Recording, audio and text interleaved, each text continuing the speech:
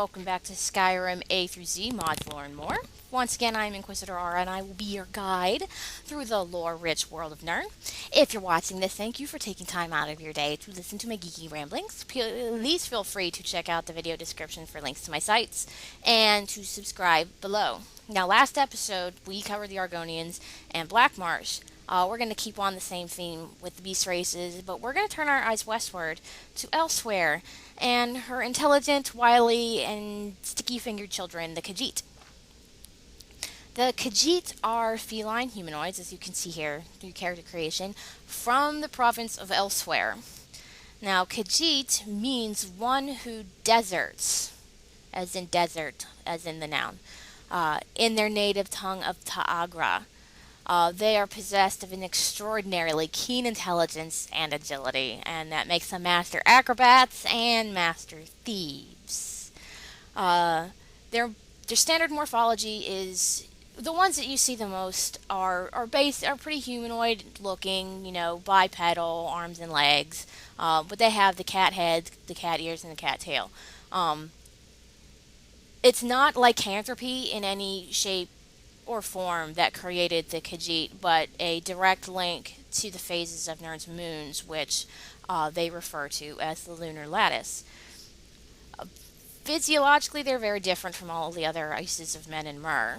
Obviously, their skeletal structure is a little stranger with the tail and the claws, and the feline face, the dermal makeup with the fur, and their digestion and metabolism that allows them to process moon sugar differently, i.e., they don't become addicted to it like everybody else does.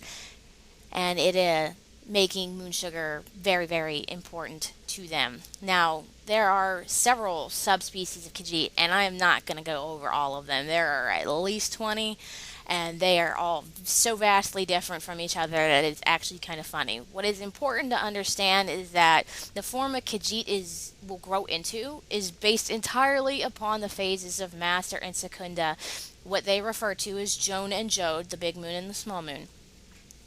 The ones that you see the most are the ones that I'm going to cover. The ones you see the most are the Suthay, and the Suthay Rot. The Suthay Rot are just bigger versions of the Suthay. So if you hear me say name of random Khajiit species Rot, just assume that it's bigger. The Suthay are the standard what you see through Elder Scrolls gameplay. The feline face, the feline features, the tails, the claws, the furs, walking bipedally, wandering around Tamriel. Those are your standard Khajiit. You're also going to have Khajiit that look more mer than they do like actual Khajiit. And these are called the Ohms. They're almost Bosmeri in appearance. And from a distance, they look like men. You can't tell that's a Khajiit. They don't have tails. They don't have cat-like ears. Their ears are still pointed.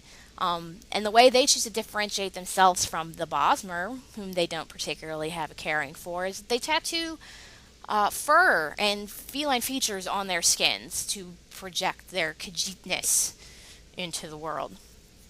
Then you have the Sensei. The Sensei are still Khajiit, still intelligent, but they're giant saber-toothed tigers.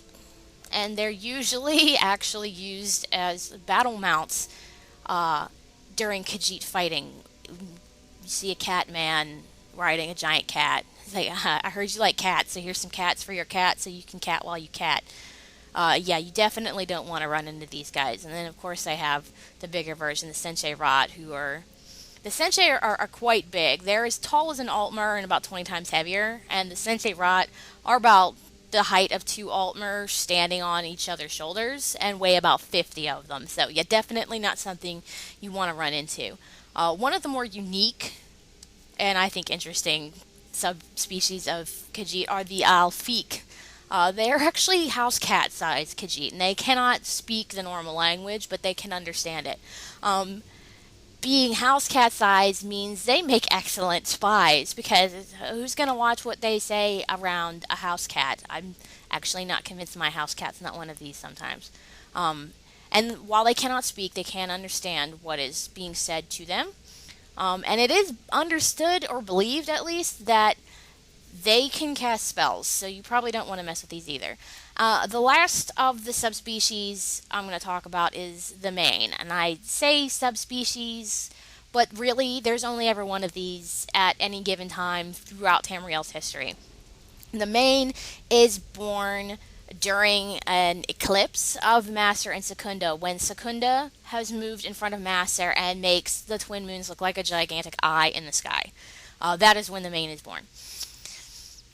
The Main is the de facto leader of Elsewhere. This is the one that all the Khajiit revere. This is the one that helps make the laws. Um, and this is the only one who's actually allowed to have more than just body hair. The Khajiit, in honor of the Main, will actually shave off their manes, and uh, the Main will take those shavings and braid it into his or her own hair.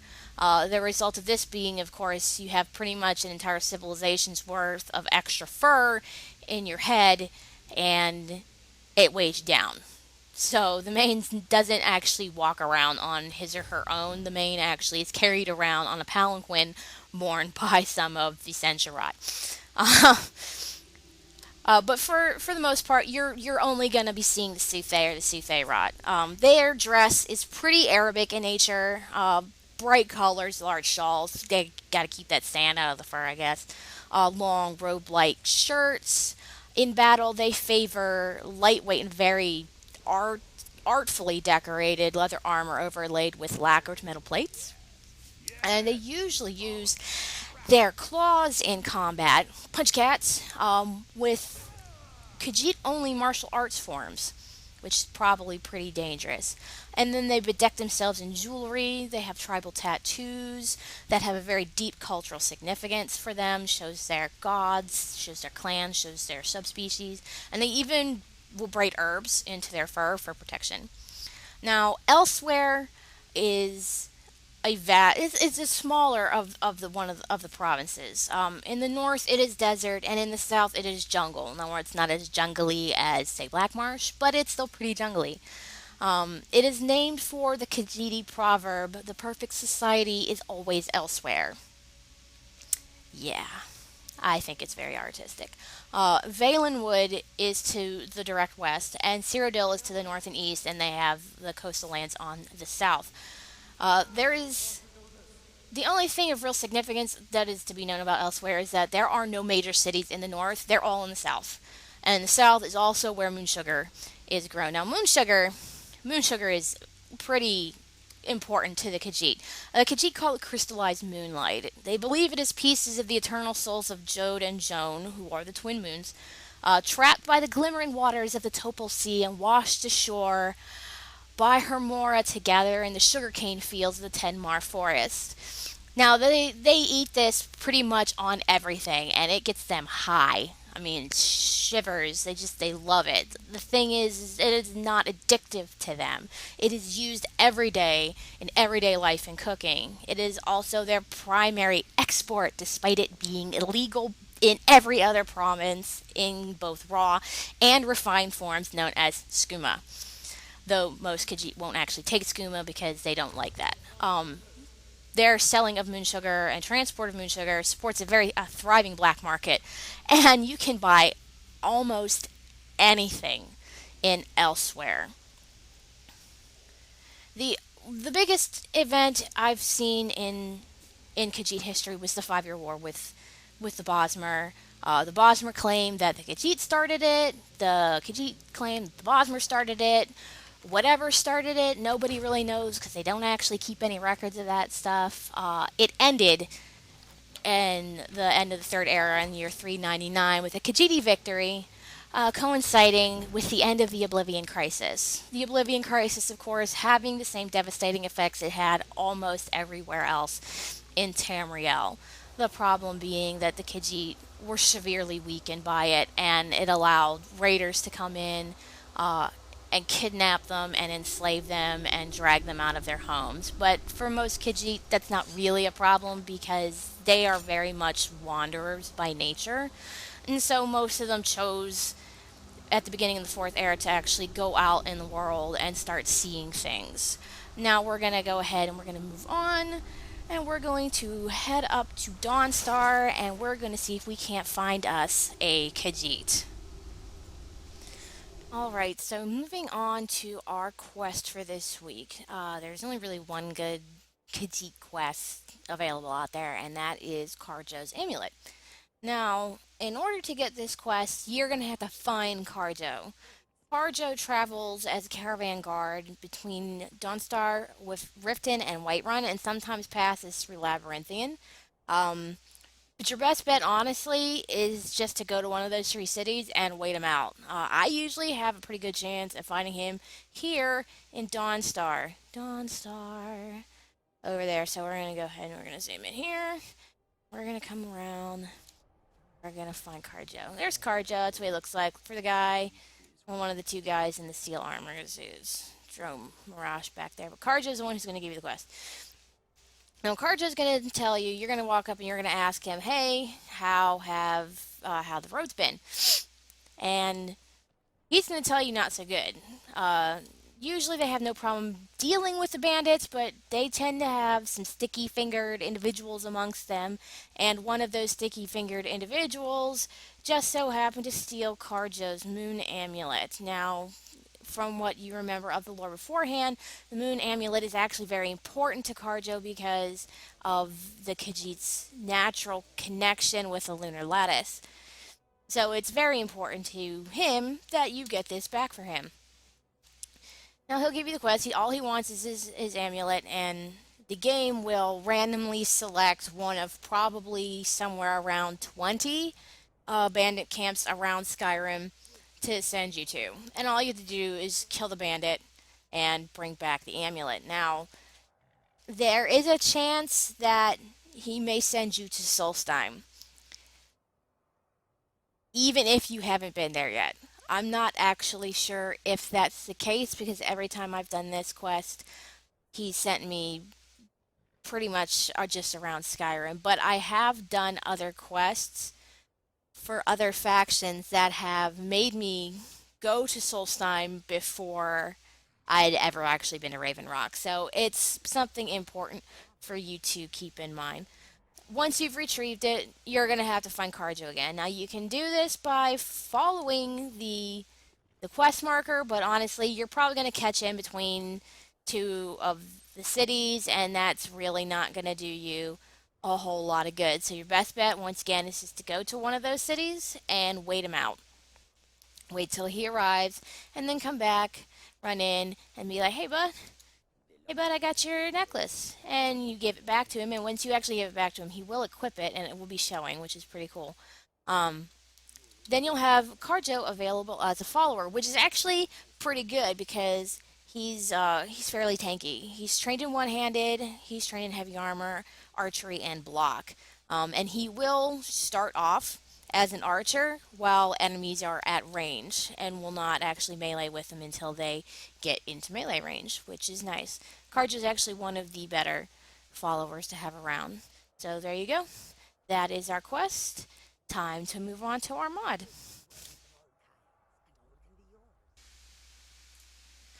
Okay, so the mod I picked it was the only mod that I could think of that was just absolutely perfect for this, and that is Inigo by Smart Blue Cat. Once again, I'll have the link to the mod in the description below. Now, Inigo is amazing. He's just an amazing follower, especially since I tend towards the sneaky, light armored archer types who tends to pickpocket things and steal things off of people's beds and out of their drawers and stuff like that. I love Inigo. I mean, just take a look at this dude as soon as I turn around. He is awesome. There's a couple things you need to know about this. You're going to need to break him out of prison. He's in Riften. All you need to do is go down to the Riften jail and pick the lock to let him out. And then ask him to follow you around. Just don't get caught picking the lock and you'll be okay. And don't forget to grab the journal, grab the necklace that will keep him quiet if you don't want him talking, which I don't know why you wouldn't want him talking. And grab Mr. Dragonfly because Mr. Dragonfly is his pet. Now, Inigo is a fantastic follower. He is essential, so he will not die. Very important when you're dealing with a sneaky, thiefy type person who doesn't like getting hit by things. He will level with you. He is trained in sneak, he is trained in light armor, he's trained in one handed weapons, and he is trained in archery. Now, when you get him out of the rift in jail, he's going to be naked. I can't do anything about that. But he will have an ebony bow and 1,000 ebony arrows and a bunch of health potions, all of which he is more than willing to trade with you after you get him out of prison. But honestly, it's just best to let him keep them because you can just go and make him some armor. Now, one thing that is very great about him is that he shares your morals, which means if you're a member of the Dark Brotherhood and you're on your assassination trips and you're going around killing random people throughout Skyrim, he's not going to say anything. Some followers, they'll say something. Some followers will run away. Some followers will just straight up abandon you. Inigo doesn't care. He's cool like that. Of course, that might just be because he's blue, because blue cats are awesome. Um, he will whisper to you when you're sneaking. So if you're actually sneaking around here like I am right now, and he's talking, and he will talk because he has something to say about everything, he will do it in whispers. It adds so much to the immersion of having a companion around instead of having. I love Serana, I do, but every time I'm trying to sneak and I hear her yell, "Where did you come from?" it kind of breaks it for me. Inigo won't do that. Now, he has literally thousands of unique lines of script, and he has something to say about everything. He will say things about the enemies you fight. If you're fighting frostbite spiders, he will tell you he's going to squish that bug. Any place you go with him, as long as it's not in a dungeon. Dungeons, he'll occasionally have something to say, but mostly just about your enemies. If you take him to like a different city, he's going to tell you what he thinks of that city. To Whiterun and to Windhelm, he'll tell you that if you go to Dragon Reach, if you go up to Dragon's Reach and you take him and Jarl, whoever it is in there in your game, and for my game it's Jarl Balgrove, if he's not in his chair, he will comment that that chair was made for softer butts than his, which is entertaining. He will comment about how he's dressed. He will tell you that he does not feel proper without armor on when you first meet him. So you are going to have to get him or make him some armor. If you ask him how he feels, he will tell you that he thinks he's looking pretty sharp right now. I love Inigo so much. And he has a whole story. He has an entirely scripted backstory. Ask him, do you mind if I ask you a few questions? His responses will tell you how to get more information out of him. Most of his lines about himself are going to be fixed, but there are a few that will change based on factors you may or may not have control of. Ask him any thoughts. All of these are options in the drop down menu when you talk to him, by the way. He will comment on quests you've completed. He will comment on quests you're still on. He will comment on items that you're carrying, your weapons, your armor, the fact if you need more health potions, he will let you know that you need more health potions. Current health status, if you're sick, he will tell you. However, he will not talk about personal stuff while you're in a dungeon. He will actually close the answer selection screen himself. And then sometimes when you're out, like when you're in an inn and you're just chilling, sometimes he just doesn't want to talk. Don't take it personally. That's just Inigo's personality. Go ask him, how do you think I'm doing? But be prepared, because he's going to be honest. And he's going to be like, well, I don't think you should be doing this. And why are you hanging out with these people? It doesn't make any sense. Just be prepared. And when you say, let's talk, he will actually tell you about his past. He will tell you where he was born. He will tell you who he was raised by. He will tell you where he's been. And you will get the whole backstory from him when you first meet him. How you two actually know each other, even though neither one of you may or may not remember it. Now, one of the most important things to know about Inigo, and if you've been watching this at all, is that Inigo is kind of a badass. Okay, so when I got him, I went out and I got him dragon scale armor and dragon bone weapons, and I kitted him out, and I was just like, okay, we're gonna go find someone and we're gonna limp wrist shot this, or oh, look, I missed him, Inigo, go help me. And he will like run up there. You just gotta watch him in combat. It's fantastic. I don't know actually what he's doing with the bow there, but that's okay. He's smart. Look, he has smart pathing. He will go. He's like, oh wait, I can't go that way. He will go through the door. He is seriously gonna go murder some bandits right now. I mean, he's amazing. He's just an amazing combat follower. Is he not using a bow right now? He's not. Oh, that's awesome. See, he's so badass that he doesn't actually need to use a bow to launch arrows. Like I said, he will sneak with you. He's completely trained. You don't have to worry about him setting off traps. That is probably one of the things I'm the most thankful for. He knows to recognize the floor switches for the traps and will actively not step on them.